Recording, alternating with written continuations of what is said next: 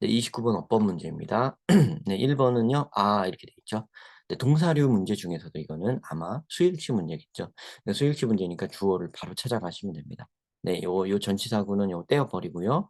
we, 주어, assume 동사 한 다음에 the people with the most promise 여기가 주어가 새로 나오고 새 절에 주어가 나오고 아가 동사인 상황이죠. 그죠? 그럼 얘의 주어는 바로 the people 얘죠. 얘를 따라간다. people을 따라간다. 그래서 이거 맞는 거다. 복수로 맞는 거다. 이거 수일치. 자, 2번 where는요. 자, 이거는 접속사료 문제라서요. 뒤에 완벽한 절이 와야 됩니다. where, 어디냐. 자, people will land. where people will land. 사람들이 당도하게, 랜드가 착륙한다는 뜻이잖아요. 그죠? 자리 잡게 될 곳. 이렇게 되죠. 완벽한 절이 왔습니다. 그럼 이게 문장 구조 분석을 조금 해보면, 그리고 앞에 이게 왜 요게 들어오는 게 맞는가 이것도 확인을 사실 해야 돼요. 그래서 you가 주어고요. tell이 동사고요. 이 where people will land가 이제 tell이라는 동사의 목적격이 되죠. 목적어가 됩니다. 이게 통째로. 이렇게가. 요 목적어라는 표시는 요렇게 표시한 데가 목적어라는 뜻이에요. You can tell. 당신은 이제 구분할 수가 없습니다. 어디에 사람들이 당도하게 될 것인지, 도달하게 될 것인지, from where they begin. 그들이 어디에서 출발했는지를 보고는, 어, 그러니까 그들이 어디에서 시작했는지로부터 그 사람들이 어디에 도착하게 될지를 구분할 수는 없다. 이렇게 되는 거죠. 해석도 완벽하게 딱 되죠. 그러니까 이거는 이제 완성된 절이 맞습니다. where는 맞다. 이렇게 판단하시면 되고요. 이 to learn은 투부정사는요. 이것도 이제 1번, 3번, 4번, 5번 다 요것들은 다 동사류 문제들입니다. 동사, 분사, 동명사, 투부정사 거의 비슷하다고 보시면 돼요. 시작 출발점이 우리가 그러니까 문제풀이에서 비슷하다는 겁니다. 원래 이제 문법적 요소로는 다들 많이 다른 것들이지만 우리가 문제풀이를 할 때는 비슷하게 출발해서 들어가시면 돼요. 이건 이제 준동사라는 용어를 쓰시는 분도 있고 여러 가지 뭐 책마다 다른데요. 저는 그냥 제가 만든 말입니다. 동사류 이렇게 동사 종류 이렇게 동사류라고 합니다. 자, 요 동사류 문제일 때 좀 또 이제 자주 나오는 애가 이 전치사 with예요. with는 전치사기 때문에 전치사가 나오면 명사가 나옵니다. 접속사 다음엔 절이 나오고요. 전치사 다음엔 명사가 나옵니다. 전치사 다음에 명사가 나오는 게 맞기 때문에 절이 나오면 안 되기 때문에 동사가 나오면 안 되는 거죠. 그죠? 여기까지 이해가 되시죠? 자, 접속사 다음에 절이 나오는 겁니다. 전치사 다음엔 명사가 나와야 돼요. 명사 구가 나올 수 있고, 명사 절이 나올 수도 있고, 그죠? 어쨌든 명사가 와야 됩니다. 동명사 올 수 있겠죠, 그죠? 동명사는 명사의 일종이니까, 그죠? 자, with 전치사 다음에는 명사가 와야 됩니다. 그러니까 명사가 와야 된다는 말은 곧 달리 말하면 동사를 포함한 문장이 와서는 안 된다는 뜻입니다. 그래서 여기에 투부정사는 동사가 아니죠. with라는 전치사 다음에 동사가 아닌 것이 왔으므로 옳다라고 판단하시는 겁니다. 말이 조금 어렵게 느껴지실 수도 있는데 전치사 다음에는 명사구가 오는 건데 뒤에 동사가 아닌 것이 제대로 왔으니까 동사가 들어가면 절이 되는 거예요. 문장이 되는 거예요. 그건 더 이상 명사가 아닌 거예요. 문장이지. 절이지. 그죠? 그래서 이 전치사 다음에 여기를 동사가 오게끔 만들어버리면 이 문장이 틀리는 겁니다. 그죠? 근데 여기 동사가 아닌 투부정사가 왔으므로 맞다라고 판단하시면 되고요.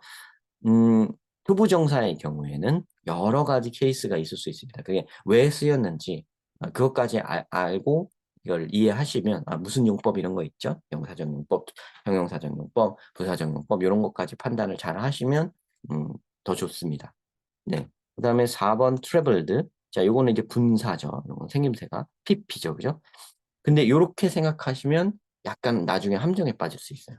동사의 거기까지만 생각하시면 동사의 과거형일 수도 있는 겁니다. traveled는. 그러니까 그걸 갖고 함정 문제를 내는 경우가 있기 때문에 여러분들은 절대 요 자만하지 말고 이거 나 알아. 수동능동 찾으면 되는 거잖아. 바로 들어가지 말고 일단 동사류 문제 1단계 문장 구조 분석을 먼저 합니다. We 주어 need to focus 여기 동사가 나오고요. less on starting point and more on 여기가 이렇게 병렬 구조네요. less on, more on 그죠? starting point에 신경을 덜 써야 되고 distance traveled 여기에 들어갈 자리는 당연히 분사가 맞네요. 그죠? 동사가 여기 있고 전치사가 여기 있으므로 전치사 뒤에 나오는 명사구여야 되죠. 아까 여기서 한 말이랑 같죠? 요거 with 요거랑 같아요. 지금 요거랑 요 같은 상황입니다. 전치사가 나왔으니까 뒤에 명사가 나와야 돼요. 동사가 나오면 안 돼요. 그러니까 아까 전에 말했던 동사의 과거형은 있을 수 없는 일이죠. 그렇죠? 그러니까 동사의 과거형은 탈락 그런 건 없는 거고 분사, PP, 수동 분사는 올 수 있냐? 이게 올 수 있죠. 그죠? 근데 이제 분사로서 일단 여기 얘가 디스턴스라는 명사가 들어오고 전치사 명사 다음에 덧붙인 말로 여기 들어왔으니까 얘를 꾸며주는 분사이구나. 여기까지 판단은 된 거예요. 근데 분사인 경우에는 2단계. 아까 전에 이제 1단계 문장구조 분석을 통해 분사임을 알았죠? 1단계 통과됐고요.